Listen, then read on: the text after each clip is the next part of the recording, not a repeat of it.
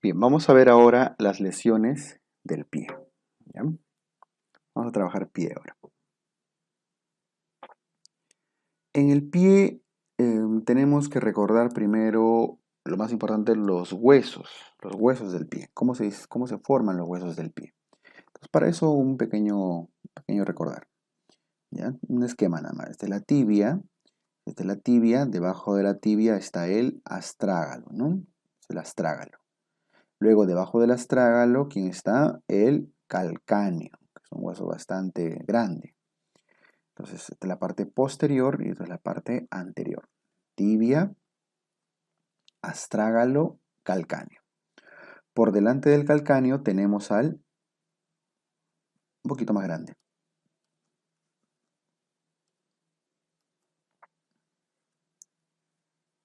Al cuboides.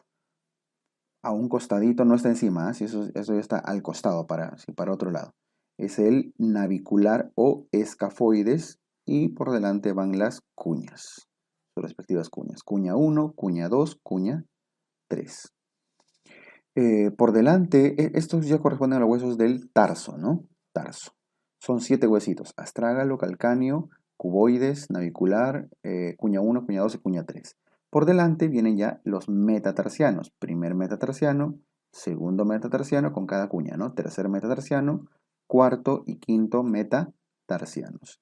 Y por delante ya vienen las falanges. Eh, el primer dedo, que son solo 2 falanges. Segundo dedo, tercer dedo, cuarto dedo y el quinto dedo, ¿no? Que es chiquito, pero con tres falanges también. Las falanges, ¿ok? Entonces, tarso, metatarso y falanges. Muy bien, el hueso más grande de todos estos y el que con más frecuencia suele fracturarse es el calcáneo. Ya de eso no debemos tener mayor duda, ¿ok? El otro que suele romperse con frecuencia es el astrágalo. Ahora, las articulaciones en el tarso forman unas líneas con unos nombres particulares. Por ejemplo, lo voy a pintar de azul. Esta línea articular se llama la línea articular de Chopard. La línea articular de Chopard se refiere a todos los ligamentos, toda la superficie articular y los ligamentos que unen la fila proximal del tarso con la fila distal del tarso. O sea, es una línea articular intertarsiana o intratarsiana, la línea de Chopard. Y cuando se rompen esos ligamentos, toda esta parte distal del pie, ¿ya?, tiende a desplazarse, a zafarse, ¿no es cierto? Cuando se lesiona la zona proximal de Chopard. Y la otra línea articular es esta de acá, la que une el tarso con el metatarso. La zona articular tarso-metatarsiana se refiere a la línea articular de Lisfranc. ¿Ya? Entonces, las lesiones que ocurran en esa línea articular, para los ligamentos y demás estructuras, se suelen llamar lesiones de Lisfranc. ¿Ok? Muy bien. ¿Qué más? Por eso es que cuando revisamos las lesiones del pie, ¿se acuerdan que en la lámina anterior nos quedaron estos dos temitas al final? Por eso es que estamos hablando de las lesiones de Lisfranc y lesiones de Chopard. Lisfranc se suele referir a las lesiones de las articulaciones distales, específicamente entre el tarso y el metatarso, o sea, acá, entre el tarso y el metatarso. Esa es la zona articular. Y las lesiones de Chopard corresponden a la línea articular proximal. Articular proximal podrían llamarlas también lesiones intratarsianas, porque están dentro de los huesos del tarso. ¿Ok? Listo. Lisfranc, lesiones de la zona distal. Chopard, lesiones de la zona proximal, de las articulaciones proximales. ¿Está bien? Listo. Esto para completar la lámina anterior que no llegamos a hacer las lesiones ya específicas del pie, Lisfranc y Chopard. Y ahora pasamos a las lesiones del tendón de Aquiles. El tendón de Aquiles, ustedes saben que es el tendón unido por el tendón, son las fibras terminales de los gastrocnemios, del sóleo, que se suelen insertar acá en el calcáneo, ¿no? Ya, ese es el tendón de Aquiles. Entonces, el tendón de Aquiles puede ser distintos tipos de lesiones. Por ejemplo, existen lo que se llaman las tendinosis. Existen las tendinosis, existen las tendinitis y existen las rupturas tendinosas, rupturas del tendón. La palabra tendinosis, osis, ¿se acuerda qué significa? Es básicamente una degeneración del tendón. La palabra tendinosis suele representar calcificación, depósitos de calcio en el tendón por inflamaciones crónicas. La tendinitis, que viene a ser básicamente, la tendinitis es una inflamación, pues, ¿no? Eso es fácil, inflamación. Tendinitis, inflamación, tendinosis, una calcificación, una degeneración por cronificación de la lesión. Y la ruptura tendinosa ya es prácticamente pues la ruptura de las fibras, ¿no? Como ya lo conocen. Nos vamos a enfocar en esta clase solamente en la ruptura del tendón, que es lo que tienen que saber. ¿Ok? La ruptura del tendón de Aquiles viene a ser la ruptura tendinosa más frecuente, para comenzar. Es la ruptura tendinosa más frecuente del cuerpo. Ya, ese es un dato directo. ¿Por qué se ocasiona? Ocasionado por cambios bruscos en la dirección. Por ejemplo, cuando se van de atrás para adelante, de adelante para atrás, hacia los costados incluso, pueden generar una ruptura tendinosa. Cambios bruscos en la dirección del movimiento, típico de los saltadores, de personas que saltan.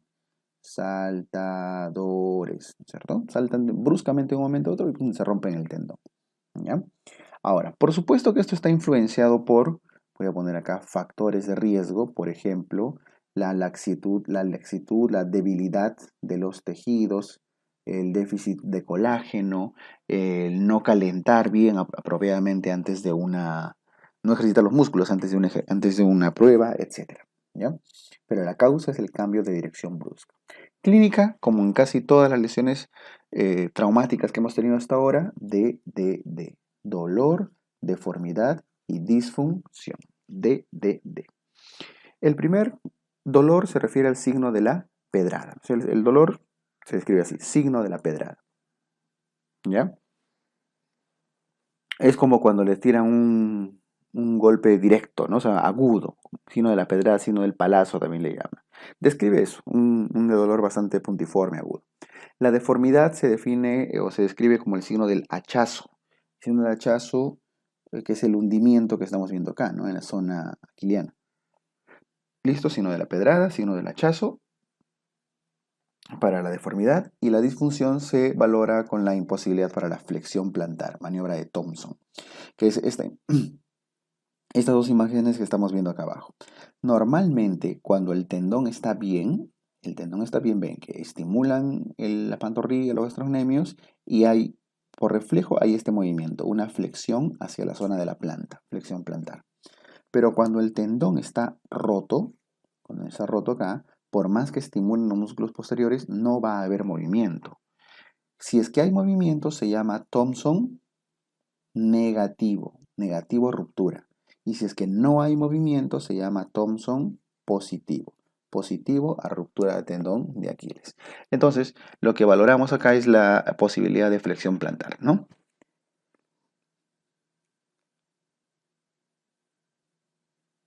Listo. El tratamiento va a depender del grado de lesión. Si es que la ruptura no es total, si es solamente una ruptura parcial o un desgarro, probablemente no va a necesitar sutura, solamente inmovilización. Pero si la lesión, la ruptura del tendón es amplia, usualmente más del 50% de su diámetro y demás, sí hay que suturar. Sutura precoz y luego inmovilizar, ¿no es cierto? Inmovilizar con un yesito, un yeso, una bota de yeso. ¿Ya? Entonces, no siempre se va a suturar, va a depender del grado de la lesión, pero lo que siempre debe haber es inmovilización con una bota de yesito. ¿Ok? Listo. Eso respecto a las lesiones del tendón de Aquiles. Con eso terminamos este temita. Vamos ya a las lesiones específicas de los huesos del pie. Habíamos dicho que hay 7 huesos en el tarso, ¿no? Calcáneo, astrágalo, cuboides, navicular y las 3 cuñas.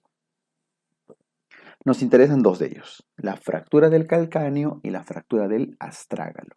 Entre los dos, ¿cuál es más frecuente? El más frecuente es la fractura del calcáneo. Y en segundo lugar está la fractura del astrágalo, por frecuencia. A la fractura del calcáneo también se le suele conocer como la fractura a la fractura del calcáneo se le conoce como la fractura del paracaidista. ¿Ya? ¿Por qué del paracaidista? Porque antiguamente, en tiempos de guerra, pues los paracaidistas caían de golpe sobre el piso y por ese golpe es que se solía romper su calcáneo, ¿no? Es la fractura más frecuente del tarso y está asociado a lesiones en el raquis, específicamente en la columna lumbar. Siempre que hay una fractura de calcáneo, tenemos que descartar, además, por el golpe de la caída, una fractura en la columna lumbar. Listo, fractura del paracaidista.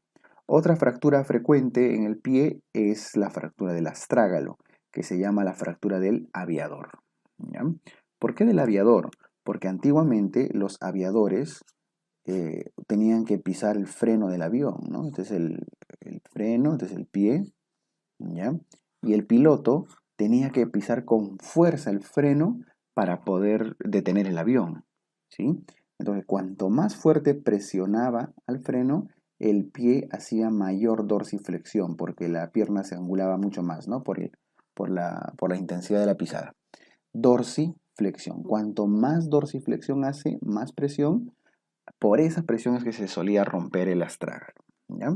Entonces, el mecanismo de la fractura del aviador del astrágalo es dorsiflexión forzada.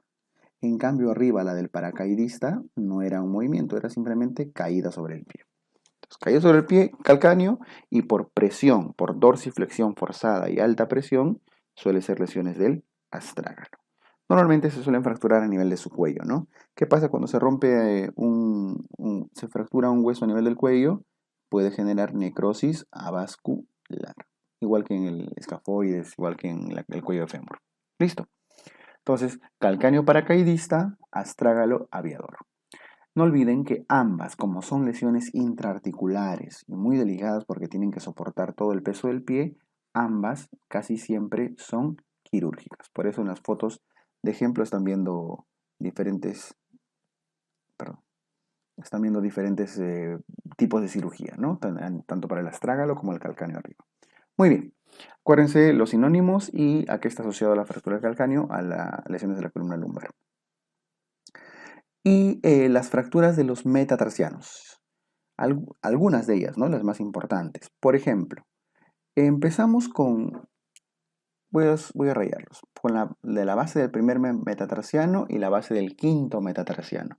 Noten que se parecen mucho, porque a pesar que son dos extremos distintos, uno es el primer metatarsiano y el otro es al otro lado del quinto metatarsiano, en ambos casos ocurren a causa de una tracción del peroneo, del músculo peroneo lateral.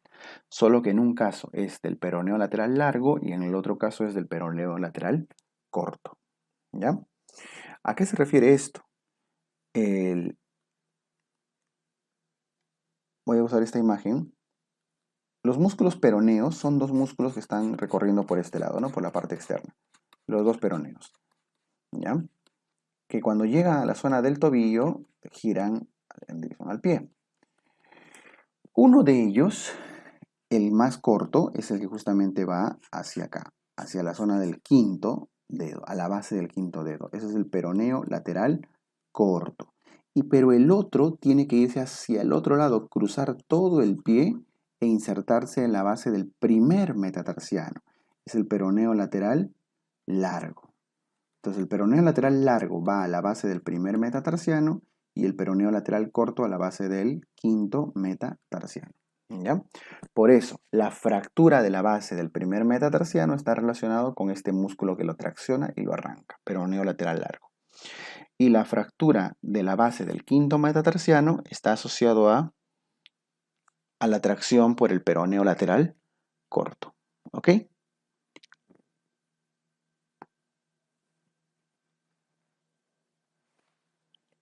Muy bien, por eso aquí se describe justamente esto. Base del primer metatarsiano, peroneo lateral largo. Base del quinto metatarsiano, peroneo lateral corto. Es acordarse un poquito de la parte anatómica. ¿Ya? Las fracturas del segundo metatarsiano, si se acuerdan, lo hemos visto al inicio prácticamente de este curso de traumatología. La fractura del segundo metatarsiano se corresponde a una fractura por fatiga, a una fractura por estrés.